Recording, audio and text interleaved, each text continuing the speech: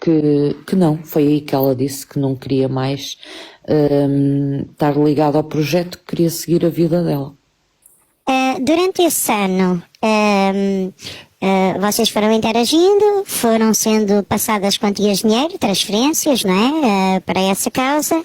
Eu quero te perguntar se durante esse período de tempo, durante esse ano, se a Natália alguma vez te pediu comprovativos do dinheiro gasto.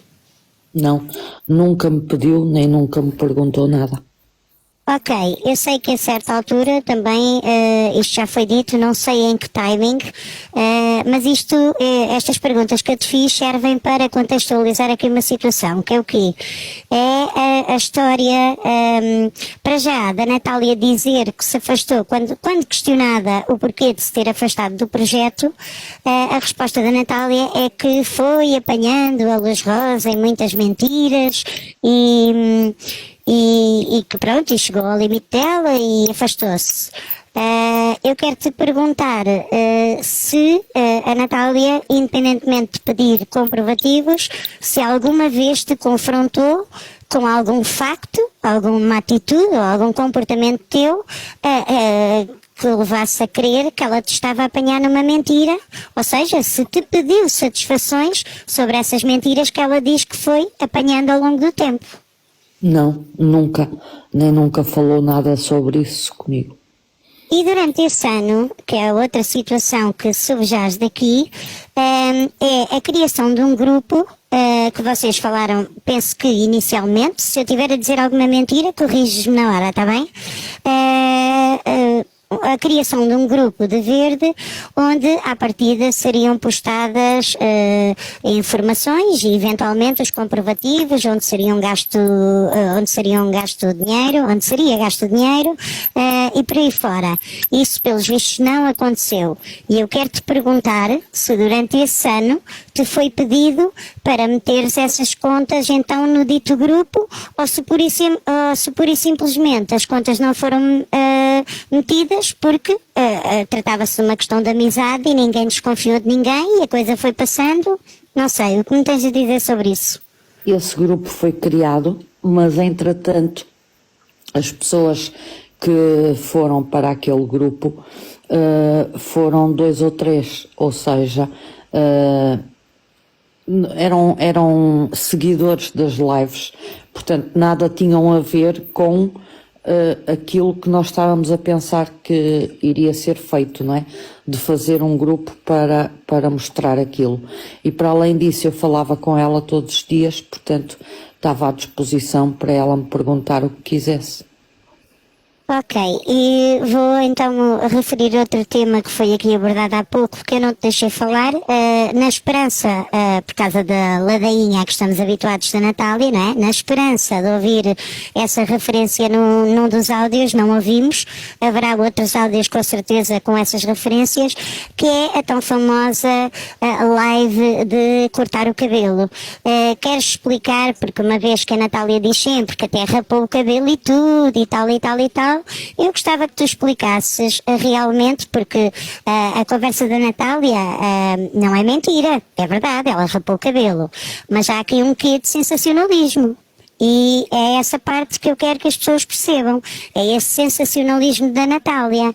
Isto porquê? Porque afinal houve aqui uma combinação para se cortar o cabelo. Queres explicar essa história? Sim. A Natália sugeriu fazer uma live em que cortasse o cabelo. Nessa altura, então fizemos e eu também decidi cortar o meu cabelo. No final, a Natália disse que tinha uma surpresa para mim e que em minha homenagem e em homenagem às pessoas que tinham falecido, amigas dela com cancro, que ia rapar o cabelo.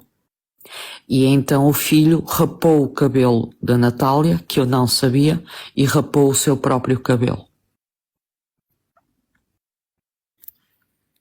E tu não rapaste o cabelo porquê? Eu não rapei o cabelo primeiro porque não sabia que aquilo ia acontecer, e não rapei o cabelo porque o significado que tem para uma pessoa que já teve que o fazer por uma doença é completamente diferente do que para uma pessoa que nunca o teve. E ainda hoje, mesmo com muito frio, eu nunca uso um gorro nem um chapéu, nunca mais, porque me faz lembrar aquela altura.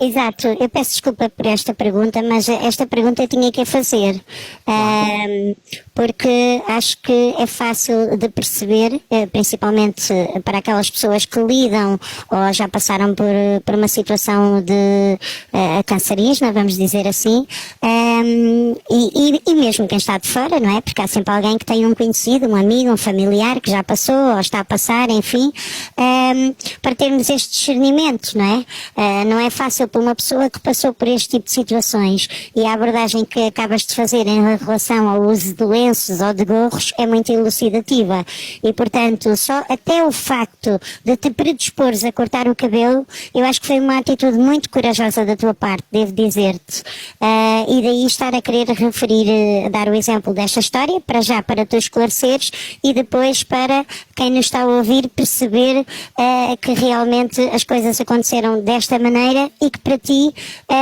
também não foi fácil, não é? Eu não sei se a Rolagem quer fazer alguma pergunta, se quer interagir de alguma forma, mas seria bom. Ou então até dizer o que é que estão a achar desta história, se têm acompanhado, se estão a tirar algumas dúvidas. A Rolagem está muito sossegadinha, capeta. O que é que se passa aqui? Não faço a mínima ideia.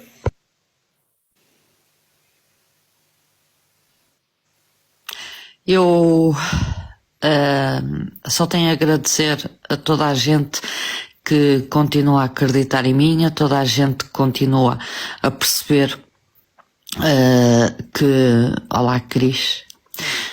A toda a gente que sempre esteve a meu lado, desde o início, mesmo aqueles que eu fui perdendo pelo caminho, não me esqueço, e que por razões deles, não minhas, quiseram se afastar, não me esqueço de que em algum momento tiveram presentes e sempre me ajudaram.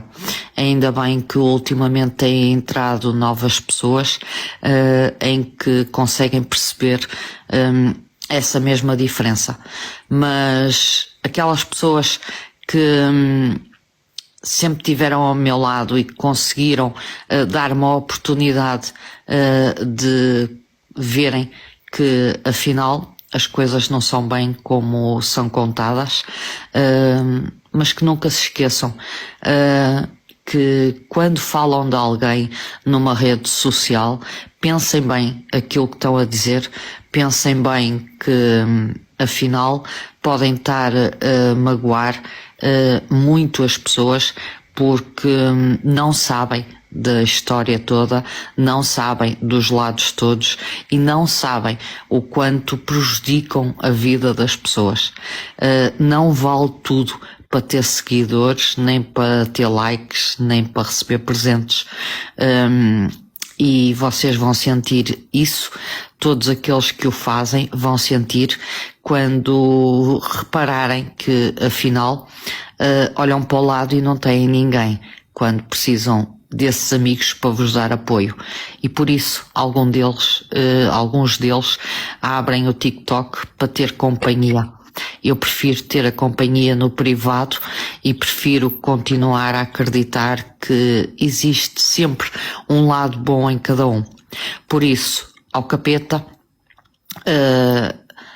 à esposa, ao Cocas, à Tia Bré, ao Rádio Tuga, ao Miguel Suíço, à Aires, à Renascer, ao Rui Problemático, à Andreia, aquelas pessoas, à Filipa Devel, que nos últimos tempos também tem sido muito massacrada